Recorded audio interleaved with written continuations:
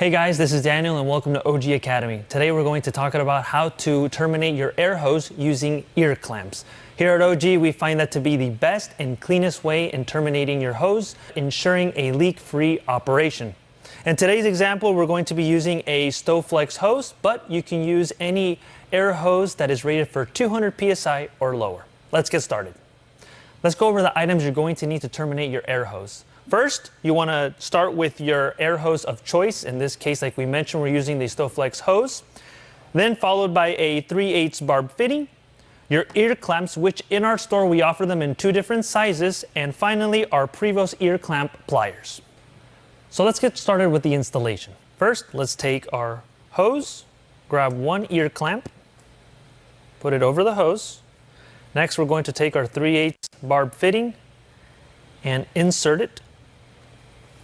Now, a useful tip here is that while inserting, if you spin it, it will actually make it easier to insert it. And then you want to do it all the way inside until it bottoms out with the hose.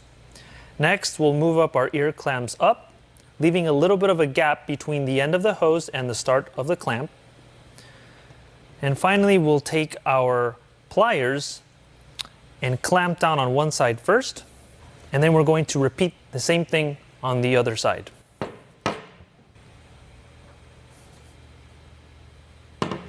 And there we go.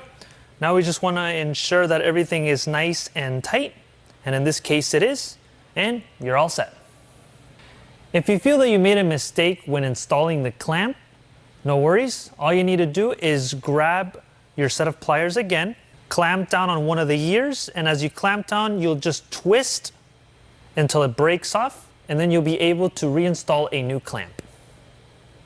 There you have it, guys. That is how you install an ear clamp to your hose to ensure a leak-free installation. And not only that, but also it will never become loose. Now, if you feel that this installation is not up your alley, you can, however, use a worm gear type clamp. You can find this at your local home improvement store or auto parts store, and it would be the same procedure. We can use this end of the hose. You would just put it over the hose, install your barb fitting, and then use a screwdriver to tighten. Here at OG, we don't recommend this since this is more of a temporary solution, but this will help you out of a jam if needed. If you have any questions on the procedures that we talked about today or any of our products that we offer here at Obsessed Garage, feel free to leave a comment below or reach out to us at support@obsessedgarage.com.